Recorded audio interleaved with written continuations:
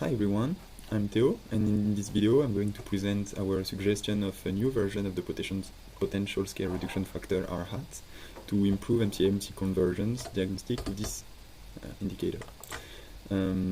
So here the context is exactly the one from the workshop, which is measuring the quality of MCMC output, and the ideal goal is to check if the distribution of samples generated by MCMC method is a good approximation of the target distribution or not. But the target distribution is usually unknown, and in that context, running multiple chains in parallel help for the detection of convergence issue. So here we have a free toy example with two chains, and in the first one, everything seems to say that we have reached convergence because as the two chains reach stationary regimes, and it seems also to have the same distribution. In the second one, clearly we have a convergence issue with the blue chain, which is still in exploration with highly autocorrelated samples, and so we can say that the blue chain has not converged, but we don't need the green one to conclude that, and having multiple chains doesn't seem to be necessary here, but it is on the third case, where if we look only at one of the two chains, it seems to like the distribution seems to be stationary, but as these chains are different and have to converge to the same target distribution, it's obviously not converging, and we face a mixing issue that is spot thanks to the comparison between the two chains. So the famous convergence diagnostic that is called R hat, and that is introduced by Gelman and Robin, quantify the difference in distribution of generally M chains of size n, and it compared the between variance B and the within variance W of the chains. So I just rewrite the formula R hat here with some hat on W and B, just to distinguish between the theoretical between variance and the estimator. Here we compute R hat with an estimation of the within variance W and the between variance B. I just here rewrite the formula of B hat and W hat. What we can see here, the thing that we can say is that B hat can be seen as a variance of means, and the means are the means of the different chains, whereas W can be seen as a mean of variances, and the SM here are the variances of the chains.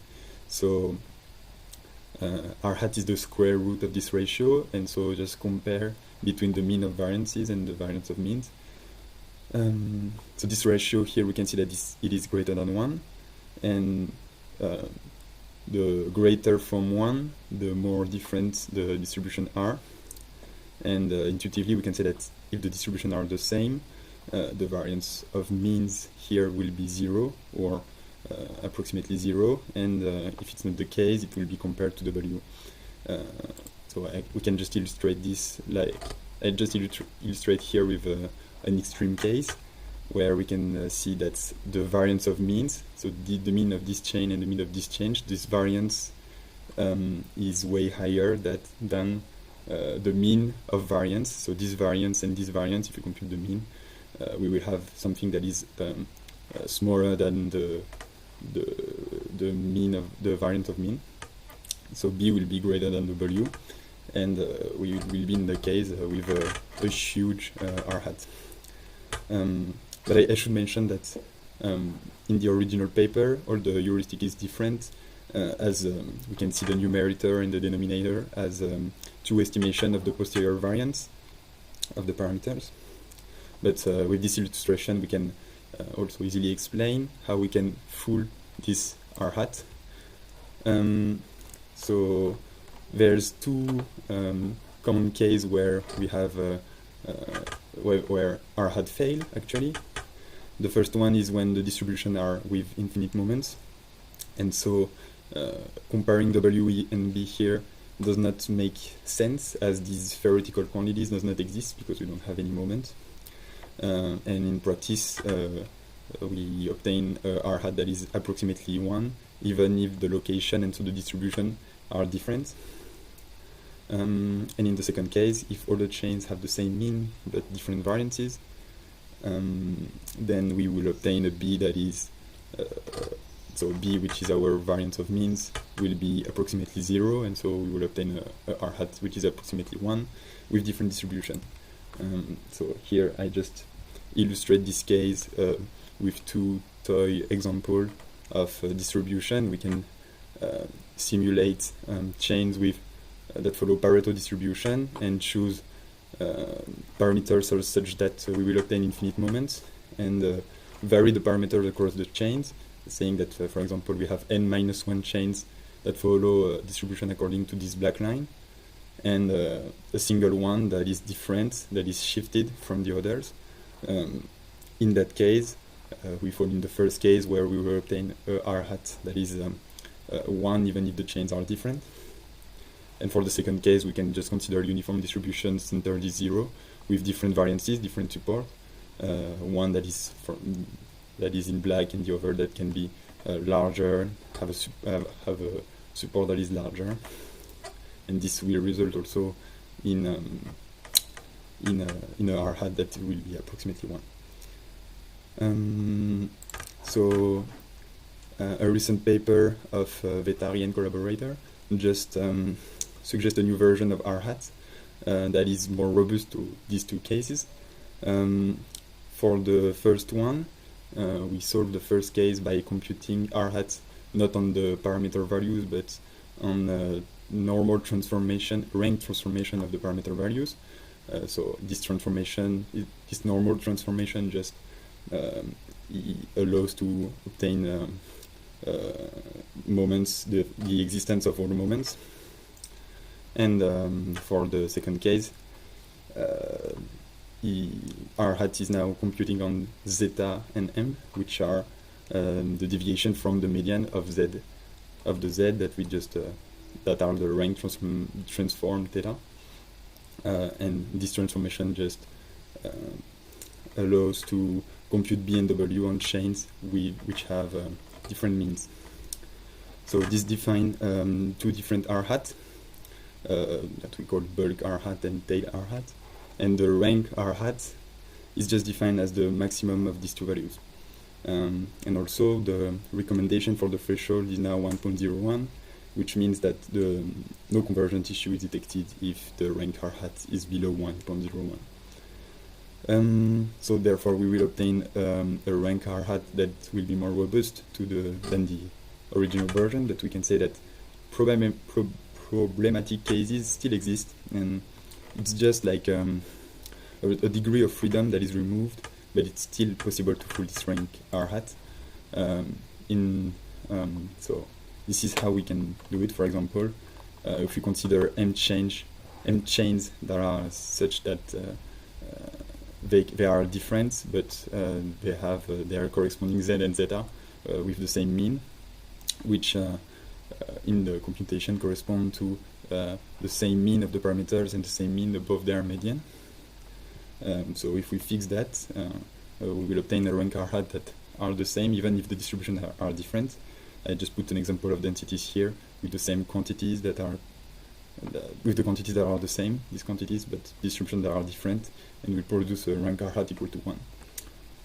So what is our idea?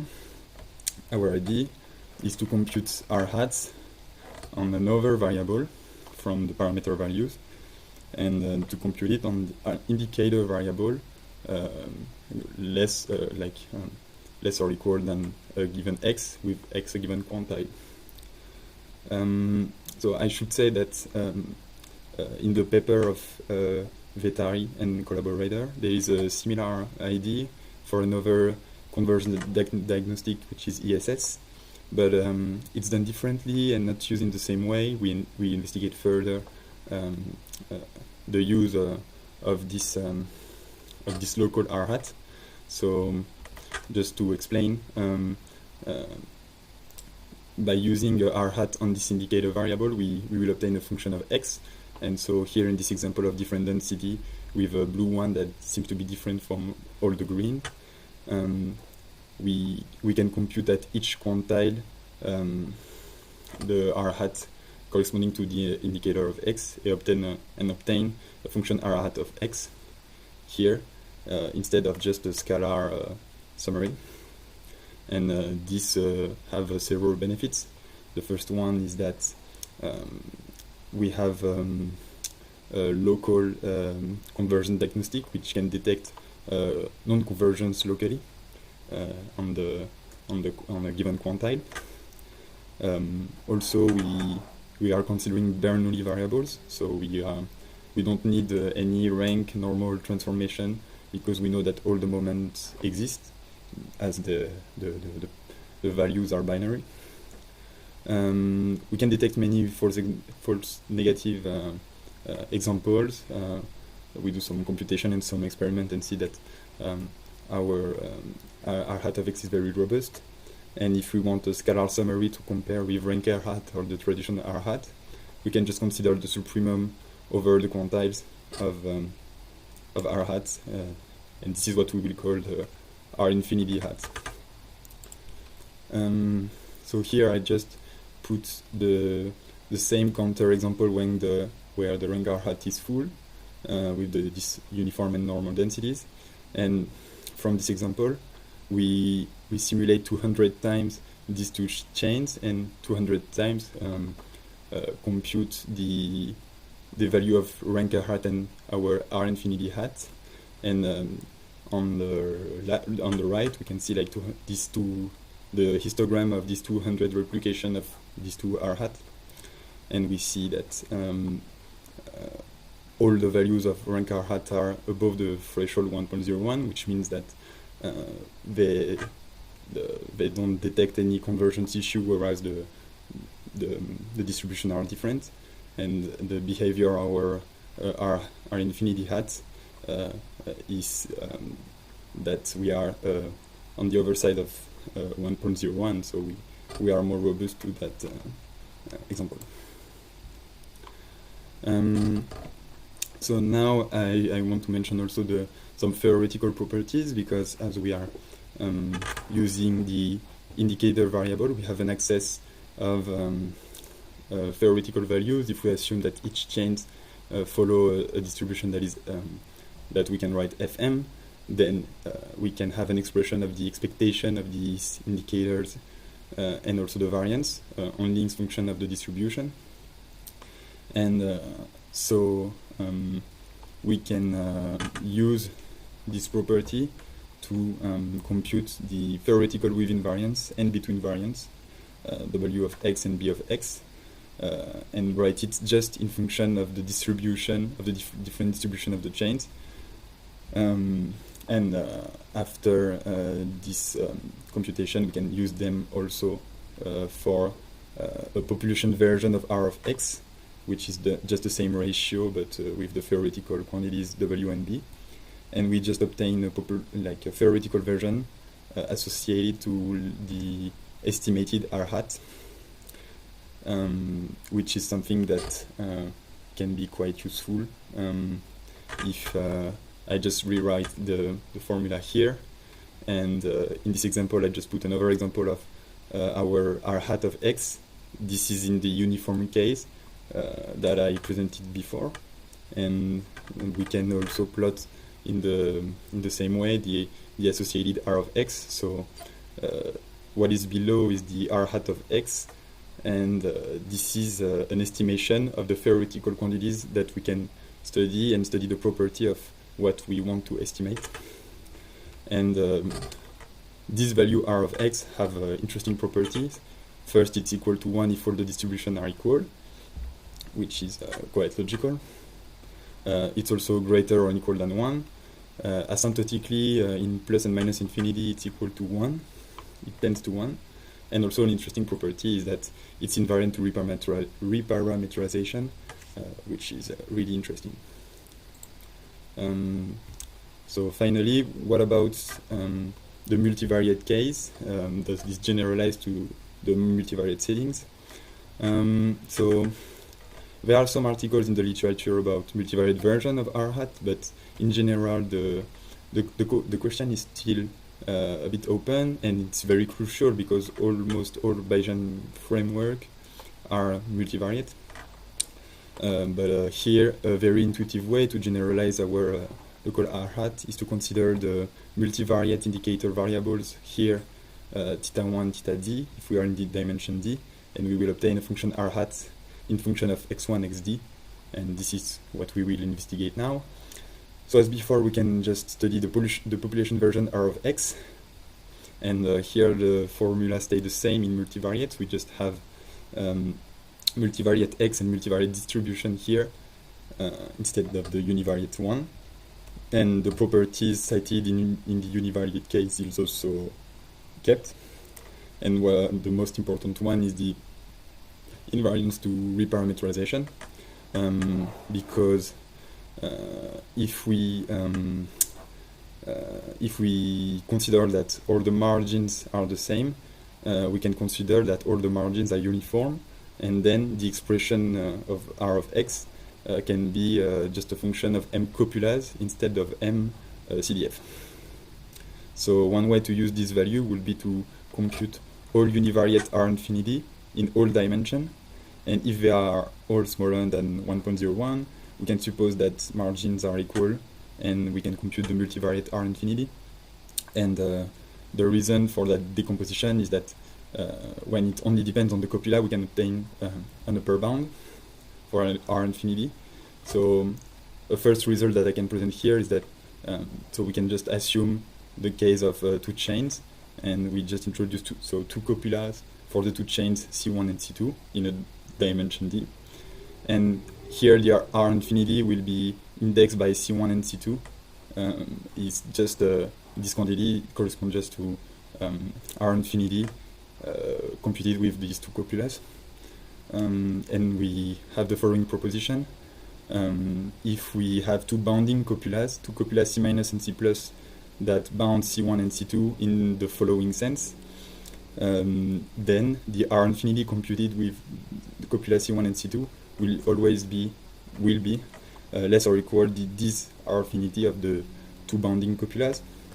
And this property is really interesting because we can use this proposition with C minus and C plus and the lower and upper threshold of dim copulas in dimension D, which are basically copulas that bound all the copulas in dimension D, and saying that all the copulas in dimension D, the R infinity that is associated is less or equal to this R infinity, and we can compute this R infinity and having this expression of square root of D plus 1 over 2. So it means that in that case, we know that R infinity is greater than 1, but we also have an upper bound, and we can compare also to that upper bound. And so this is like another point of comparison, even if it can be very loose, because this is the extreme case of complete positive dependency compared to the negative one. But this is an interesting result that can be investigated further. So just for future directions, I also have a poster that is associated to this presentation. And what is published for the moment is a two-page discussion in the article of Vetari and collaborator. Just for some following points, some points that remain to be explored. The same ideas for the ESS instead of R hat, some further theoretical results, especially in the multivariate setting.